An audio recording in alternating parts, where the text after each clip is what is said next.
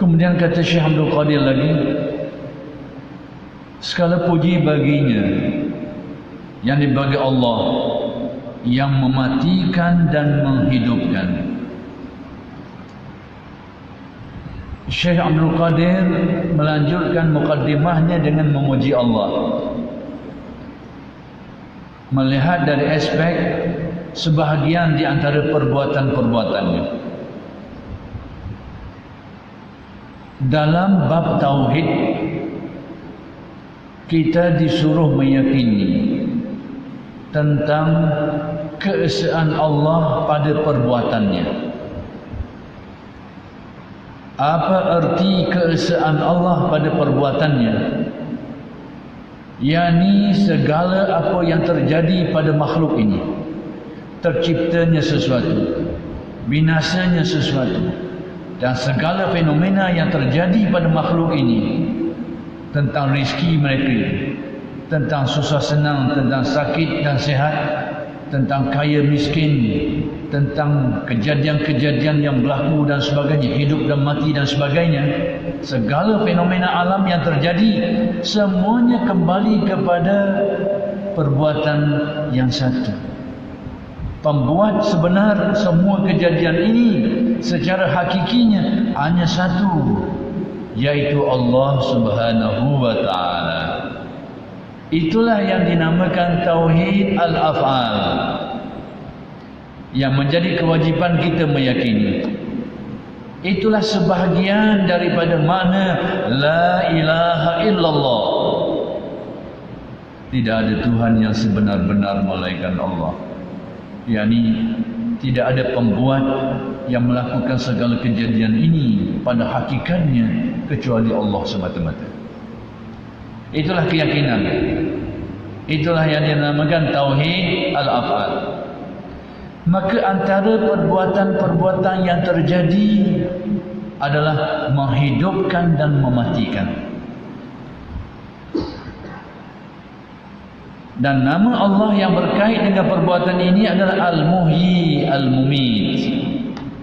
Di dalam Al-Asma'ul Husna, nama-nama Allah yang baik, kita akan temui nama ini, Al-Muhyi Al-Mumit. Dialah yang maha menghidupkan, dialah yang maha mematikan. Dengan arti kehidupan dan kematian semata-mata dalam kekuasaannya. Dialah yang menentukan, semata-mata menurut ketentuannya. Hakikatnya seperti itu, dan itulah yang wajib kita yakini. Dan itulah yang dinamakan tauhid al-af'al, mengesahkan Allah pada segala perbuatan yang terjadi. Itulah hakikatnya. Walau bagaimanapun Allah Ta'ala menjadikan kejadian-kejadian itu berkait dengan sebab musababnya, dikaitkan dengan sebab musabab, maka kaitan sebab musabab itulah adanya syarak. Kaitan dengan sebab musabab itulah adanya syarak. Kenapa orang ini dihukum? Kerana dia telah mematikan, yakni telah membunuh. Padahal pada hakikatnya yang mematikan itu adalah Allah. Tapi dengan sebab orang ini dan dengan kemahuannya, dengan usaha ikhtiarnya, maka syarak terkena ke atasnya. Dia dianggap membunuh dan akan dihukum sebagai seorang pembunuh. Jadi dalam kejadian ini hakikinya adalah Allah, tapi sebabnya seperti apa yang ditetapkan Allah. Jadi dalam setiap kejadian ada pembuat hakiki dan ada pembuat yang majazi. Pembuat yang majazi. Majazi dengan arti sebab. Sebab kepada kejadian. Pinjaman saja. Jadi dalam urusan kehidupan kita, kita berbicara adalah menurut qada sebab musabab ini. Tapi dalam keyakinan kita tetap meyakini tentang perbuatan yang hakiki, yaitu Allah. Kita tidak boleh untuk mewajarkan perbuatan buruk kita dengan menyandarkan kepada perbuatan yang hakiki. Tidak boleh. Perbuatan buruk yang kita lakukan tidak boleh disandarkan. Demikianlah yang dijelaskan oleh para ulama. Tidak boleh sama sekali kita menisbahkan kepada Allah atas perbuatan-perbuatan buruk yang kita lakukan. Tapi dalam keyakinan wajib kita yakini segala apa yang berlaku itu adalah datang darinya. Jadi oleh kerana rahsia takdir ini rahsia Tuhan dan kita ditutup dari rahsia itu dan dilarang daripada mempersoalkannya, itu urusan Allah. Urusan kita disuruh supaya berusaha untuk melakukan kebaikan dan berusaha meninggalkan kejahatan. Itu bahagian itu. Itu je bahagian itu. Tapi dalam masa yang sama disuruh yakin adanya ketetapan-ketetapan yang melibatkan segala perkara, daripada yang sekecil-kecilnya sampai yang sebesar-besarnya. Kena faham molek ni. Sebab apa? Banyak orang gelicir sini. Banyak orang gelecoh sini. Terutamanya bila dia nak mewajarkan perbuatan. Dah kalau Tuhan takdir berlaku, apa guna kita disuruh semayang? Dia takdir dah. Ini bahagian kalang. Jadi itu bahagian rahsia. Tak payah soal. La yus'alu amma yaf'alu wa hum yus'alun. Ada bab-bab yang kita tidak disuruh untuk menyelami benda. Termasuklah rahsia takdir Allah. Tapi disuruh yang meyakini ada di takdir itu. Apa yang akan ditakdirkan tidak disuruh. Tidak disuruh. Cuma kita disuruh supaya berusaha membuat kebaikan dan berusaha meninggalkan kejahatan. Itu bahagian kita. Apa-apa yang akan berlaku nanti itu urusan Allah. Yang penting kita mengusahakannya atau tidak. Itulah ukuran. Sama ada kita akan dibalas dengan kebaikan atau dibalas dengan keburukan atas usaha itu. Bukan atas apa yang akan terjadi. Atas apa yang diusahakan oleh manusia. Faham setakat tu, jangan nyelang lebih. Orang-orang yang terdahulu mereka telah berusaha melanggar larangan Nabi. Idza zukiral qadaru fa'amsiku. Apabila disebut tentang qada ni, tentang rahsianya, fa'amsiku, Nabi kata hendaklah kamu tahan, diam, jangan berbicara, jangan buat pandai-pandai dalam perkara itu. Nabi tahu sebab itu bab yang di luar kemampuan manusia. Tapi dalam sejarah ada golongan-golongan yang berani langgar batang larangan ni. Dilanggar pagar ni. Lalu berlakulah kesesatan. Timbullah Qadariyah, timbullah Jabariyah dan bermacam-macam. Timbullah Murji'ah. Kok langgar apa yang dilarang oleh Nabi Muhammad sallallahu alaihi wasallam. Hanya bahagian itu saja kita disuruh.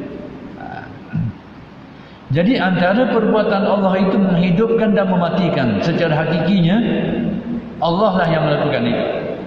Tapi secara majazinya, pinjamannya, sebab-musababnya manusia lah yang berkait. Atau sebab-sebab yang lain. Jadi tidak salah kita menisbahkan sesuatu perbuatan kepada makhluk secara majazi. Bahkan perlu kita menisbahkan perbuatan itu kepada makhluk secara zahirnya.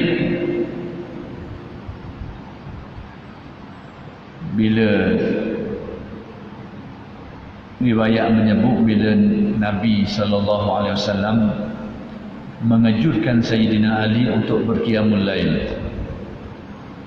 Kata Sayyidina Ali, sekiranya dikehendaki maka bangunlah aku, dan sekiranya tidak dikehendaki tidak bangunlah aku. Apa-apa yang dikatakan oleh Sayyidina Ali itu betul. tapi ternyata diletak pada tempat yang salah. Apa yang dikatakan itu tidak ada salahnya. Sekiranya Allah Ta'ala menghendaki, bangunlah. Tapi kalau Allah Ta'ala tidak kehendaki, memang tak nak bangun. Apa yang dikata itu memang betul, tapi letak pada tempat yang salah.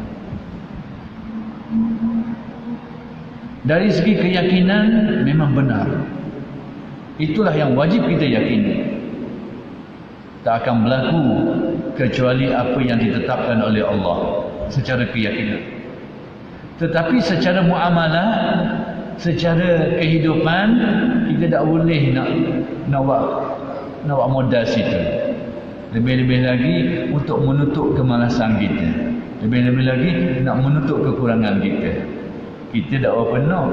Waktu beri buah tu, kalau tak ada izin bangunlah aku, kalau tak izin tak bangun aku, padahal kita tak benar.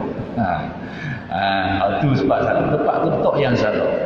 Sesuatu itu menjadi salah bukan kerana ada kalanya. Sesuatu itu menjadi salah bukan kerana benda itu, tapi tempat letak tu yang salah. Semua orang tahu bahawa kalau kita bersembahyang dalam kocek kita ada najis tokor dalam tu, memang batal sembahyang. Memang batal. Tapi semua orang tahu bahawa orang yang datang sembahyang dalam perutnya pun ada juga. Tapi yang itu tidak batal. Kenapa? Kerana semua itu berada pada tempatnya. Kita belajar syariah, belajar fiqh kan. Kalau ada najis batal. Tapi batal kalau duduk dalam kocek. Tapi kalau duduk dalam perut, dan memang kita tahu semua orang bawa benda tu pada waktu disembahyang. Tapi tidak batal. Kenapa? Kerana memang itu tempatnya. Jadi kadang-kadang sesuatu itu menjadi salah bila salah tempat letaknya. Sama juga tentang qada-qadar. Yang salahnya bukan keyakinan itu. Tapi kadang-kadang orang yang berselindung di sebalik qada-qadar untuk mewajarkan kesilapan dia, untuk menutup keaiban dan kekurangan dia. Ini bahagian silap. Salah tempat letak. Bukan salah keyakinan. Salah tempat dia letak. Sebab tu Nabi bila mendengar jawapan daripada Sayyidina Ali tu, riwayat menyebut Nabi siapa katok peha dia ni. Gerang, tanda nak marah atas jawapan Sayyidina Ali. Padahal apa yang disebutkan itu tidak salah, tapi jawapan itu seolahnya nak mewajarkan sekiranya dia tidak bangun. Salah tepat betul. Jadi sebab itu kita tidak boleh berhujah di mahkamah. Kenapa kamu curi? Sudah ditakdirkan Allah. Kenapa kamu bunuh?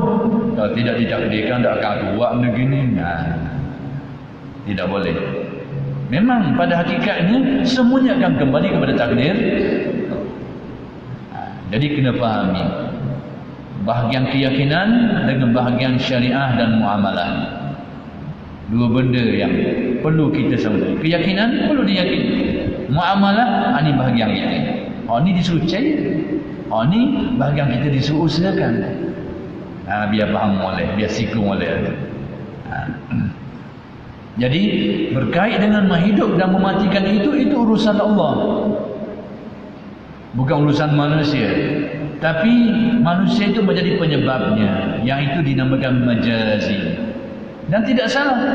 Bahkan perlu kita menisbahkan perbuatan itu kepada manusia secara majazi, bukan hakiki. Baik, kenapa saya jelaskan ini? Untuk supaya tidak terkeliru kita. Ada orang keliru sini. Nanti tunggu saya akan apa yang saya nak jelaskan. Saya jelaskan ini dulu supaya tidak terkeliru dalam beberapa isu. Supaya kita fahami dulu mana yang hakiki, mana yang majazi, pinjaman. Dan memang perbuatan manusia perlu dinisbahkan kepada manusia, tetapi secara majazi. Sebagai orang yang mengusahakannya, tapi bukan penentu kejadian. Tidak salah, bahkan perlu. Boleh, bahkan perlu kita menisbahkan kepada manusia. Baik. Dalam menghidupkan dan mematikan ini, seperti yang kita yakini, itu memang kerja Allah semata-mata, tidak yang lain. Tapi bagaimana dengan dalam Al-Quran? Bagaimana dengan dalam Al-Quran? Allah Ta'ala menjelaskan berkaitan dengan kata-kata Nabi Isa, wa uhyil mauta, aku menghidupkan orang mati. Apakah Nabi Isa tidak ada tauhid ini? Nabi Isa sendiri menuturkan, wa ubri'ul akmaha wal abrasa wa uhyil mauta, kata Nabi Isa. Aku menyembuhkan, telah menyembuhkan penyakit sopot. Aku telah menyembuhkan, dan aku telah menghidupkan orang mati. Nabi Isa kata, aku yang menghidupkan. Sedangkan tadi disebut yang menghidupkan dan mematikan hanyalah itu yang saya jelaskan, bahawa tidak salah menisbahkan perbuatan itu kepada makhluk, kepada manusia atas jalan majaz. Tidak salah. Maka kaitan daripada sini, kalau kita tak jelas tentang perkara ini, tak jelas perkara ini, keliru kita. Maka antara persoalan yang menjadi keliru dulu, ni kita nak kait kekeliruan yang timbul akibat tak jelas benda-benda macam ni. Mana hakiki, mana majazi. Boleh tak kita nisbah kepada majazi? Tadi ayat Al-Quran dengan jelas memberitahu. Nabi Isa kata, aku menghidupkan orang mati. Dia menisbahkan kepada dirinya. Dan kita tahu menghidupkan itu hanyalah pekerjaan Allah. Menyembuhkan penyakit itu hanyalah pekerjaan. Tapi Nabi Isa kata, aku yang menyembuhkan juga. Wa ubri'u, aku membaikkan, aku menyembuhkan. Fahamilah bahawa yang diucapkan oleh Nabi Isa seperti yang disebut dalam Al-Quran itu, bahawa itu adalah secara majazi. Dan boleh